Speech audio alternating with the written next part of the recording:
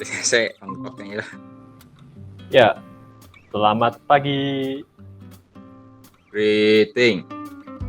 Good morning, Mr. Andrew. Oke, good morning.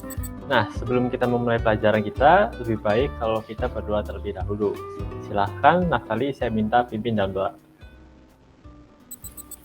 Semuanya, sebelum kita mulai pelajaran, kita berdoa. Tuhan Yesus, terima kasih karena pertemuan kami Tuhan di Zoom-nya pada kali ini Tuhan, biar setiap materi yang akan disampaikan atau yang akan kami pelajari Tuhan dapat kami mengerti Tuhan dan Amin.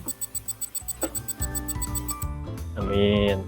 Nah, oke, terima kasih, Naftali. Nah, puji Tuhan, di sini saya melihat kalian semua hadir ya. Meskipun hari libur, tapi kita harus tetap semangat belajar ya guys, supaya pintar. Nah, pada hari ini, saya William Andrew akan mengajar tentang mata pelajaran Fisika kelas 11. Nah, ketua kelas bisa tolong perkenalkan murid-murid yang ada? Selamat pagi. Sebelumnya, nama saya Theodorus Victor King. Saya kelas 11 IPA. Di sini ada Karisa Lituhayu, kelas 11 IPA. Stefanus Nandar, kelas 11 IPA. Dan Naftali Margareta, kelas 11 IPA. Sekian perkenalannya, Pak. Nah, oke, terima kasih. Nah, pertemuan sebelumnya kita sudah mempelajari tentang gelombang bunyi. Ada yang masih ingat? Masih, Pak, masih. Oke, bagus. Selamat, Pak. Nah, sedikit diulas saja ya. Jadi, bunyi itu sebenarnya adalah rambatan dari gelombang. Nah, gelombang bunyi ada dalam frekuensi tertentu, sehingga menimbulkan kesan pendengaran yang kita dengar di telinga kita. Tempat rambat bunyi dipengaruhi oleh mediumnya. Mediumnya bisa zat padat, zat cair, ataupun bisa gas. Nah, pada pertemuan kali ini, kita akan mempelajari apa bentuk pemanfaatan dari gelombang bunyi. Seperti yang kita sudah tahu, gelombang bunyi dapat dimanfaatkan di berbagai bidang. Contohnya, di bidang medis, ada yang namanya USG yang digunakan untuk memeriksa bayi dalam kandungan. Ada juga terapi ultrasonik dan pembersih ultrasonik. Di bidang lain, kita bisa menggunakan sonar untuk memeriksa lingkungan sekitar kita. Nah, untuk kali ini kita akan mempelajari salah satu bentuk pemanfaatan lagi. Yang baru itu namanya gelombang bunyi yang digunakan untuk memproduksi listrik. Atau bisa dibilang konversi energi bunyi menjadi energi listrik. Nah, seperti dari namanya aja, prinsipnya itu sama, tidak jauh berbeda dari hukum kekalaran energi, guys. Jadi singkatnya, energi suara itu diubah menjadi energi listrik. Nah, Naftali, saya persilahkan presentasi.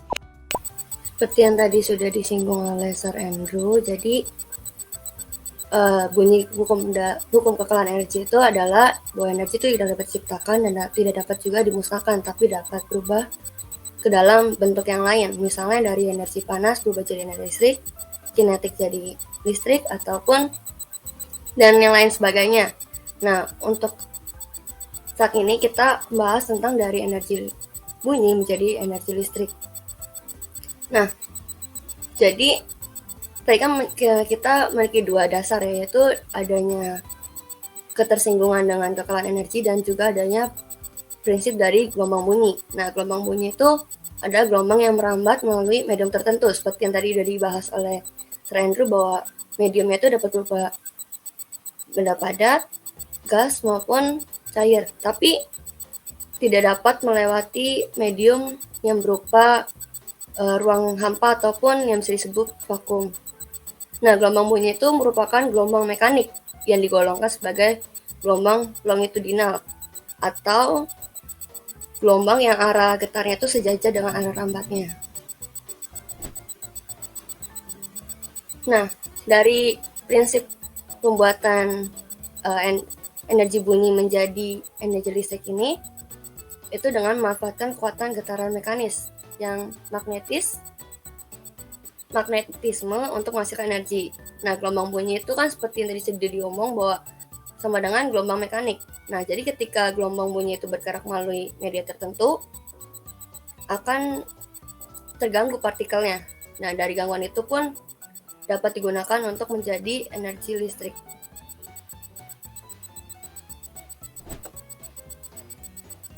Nah, tapi kenapa gelombang bunyi itu bisa disebut sama dengan energi mekanik? Yang akan dibahas lebih lanjut oleh teman saya, Karisa. Oke, seperti yang sudah tadi Naftali singgung sedikit, gelombang bunyi itu sama dengan energi mekanik. Nah, kok bisa seperti ini? Karena gelombang mekanik itu adalah gelombang yang dalam perambatannya tuh memerlukan sebuah medium. Misalnya ada gelombang tali, gelombang air, dan gelombang bunyi. Jadi gelombang bunyi itu termasuk dalam jenis-jenis gelombang mekanik. Nah, bunyi itu sendiri tuh dihasilkan dari sebuah getaran yang berjalan ke arah telinga kita. Lalu ketika kita mendengarnya, sebelum sampai ke telinga kita, bunyi yang berasal dari sumber bunyi itu akan merambat terlebih dahulu di udara ataupun air. Jadi di sini konteksnya udara atau air itu sebagai medium merambat dari gelombang bunyi ini.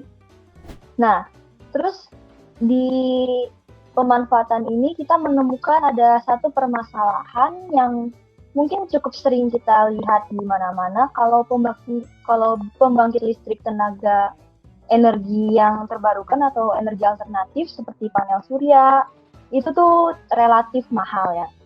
Nah, dengan demikian permasalahannya adalah sumber daya terbarukan seperti pembangkit listrik tenaga air, surya, angin, itu tuh membutuhkan terlalu banyak investasi keuangan, tapi memberikan keluaran daya yang kurang baik ya. Nah, jadi kita punya satu solusi dan keuntungannya. Jadi dari sini para peneliti menemukan bahwa efektivitas energi bunyi sebagai sumber energi bersih dan terbarukan. Jadi selain dari energi surya, energi air, itu tuh kita bisa menemukan ada suatu energi yang baru sebagai energi yang bersih dan terbarukan. Nah, selain itu siapapun dapat menghasilkan listrik di mana saja karena alat ini portable. Jadi dari alat yang mau diciptakan dan mau dikembangkan lebih lagi ini untuk mengubah energi bunyi menjadi sebuah energi listrik, ini nih alatnya dibilang cukup portable sehingga ini bisa dibawa kemana-mana dan kita bisa mengubah energi bunyi menjadi listrik kapanpun dan dimanapun. Jadi alat ini paling efektif digunakan di tempat-tempat yang menghasilkan banyak udara atau desibel dan getaran mekanis tentunya. Yang paling penting ya biayanya tidak terlalu mahal seperti panel surya tadi. Oke. Selanjutnya akan dilanjut oleh Steve. Oleh Steve untuk menjelaskan lebih lanjutnya. Oke. Saya sekarang mau jelasin tentang prinsip kerja dari alatnya.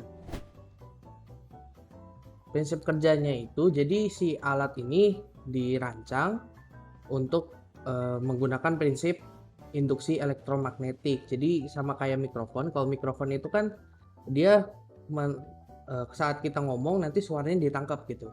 Terus habis itu dia bakal menggunakan prinsip induksi elektromagnetik, nanti dikeluarkan dimasukkan ke dalam mixer gitu.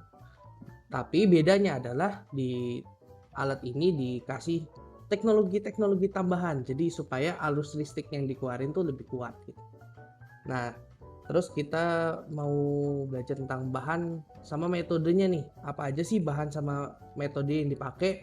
Bahannya ada, yang pertama ada logam, bentuknya kerucut gitu kan, dengan diafragma kecil atau rongga kecil gitu. Terus ada bejana tertutup. Terus habis itu ada gas helium. Terus habis itu ada diafragma logam besar. Jadi logam besar ada rongganya gitu. Terus ada magnet si solenoid sama neodymium. Caranya, metodenya itu, jadi si logam bentuk kerucut yang diafragma kecil itu fungsinya itu buat bergetar. Jadi dia memindahkan suara dari dalam bejana tertutup dari logam berbentuk kerucut ini yang disuntikin sama gas helium supaya membentuk energi kinetik. Molekul udara jadinya bergeraknya lebih cepat gitu.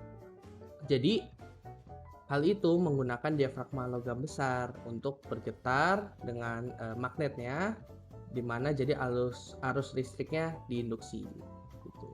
Selanjutnya untuk cara kerjanya bakal dijelasin sama Theo. Selanjutnya saya akan menjelaskan tentang cara kerja dari alat konversi energi suara ke energi listrik ini. Yang pertama, noise atau suara dari lingkungan memasuki bejana tertutup melalui diafragma kecil yang membuat diafragma logam bergetar dan menghasilkan gelombang suara. Logam berbentuk kerucut akan membantu memperkuat suara getaran. Jadi dia akan kerucutkan semakin dalamnya semakin lebar gitu, kayak lingkaran gini. Jadi makin lebar. Terus diafragma kecil yang tidak beraturan itu masuk kan. Bejana itu diinjeksi dengan gas helium agar molekul udara bergerak lebih cepat sehingga meningkatkan energi kinetik. Kenapa nggak pakai O2, oksigen atau yang lainnya? Karena helium itu kan massa atomnya 2 ya, dan dia termasuk gas mulia, jadi energi kinetiknya meningkat itu. Nah, ketika gelombang suara menyerang diafragma logam besar itu atau bagian perut bagian dalamnya itu akan menggerakkan solenoida di atas rangkaian magnet neodymium. Pergerakan solenoid dan magnet atau neomagnet menghasilkan gaya gerak listrik atau GGL.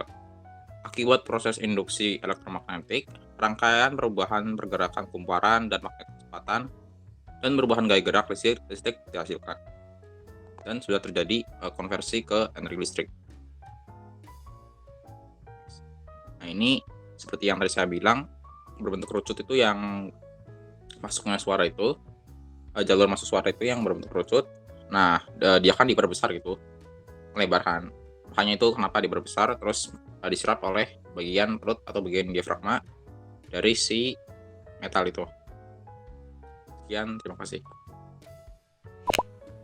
Oke, terima kasih atas presentasinya anak-anak.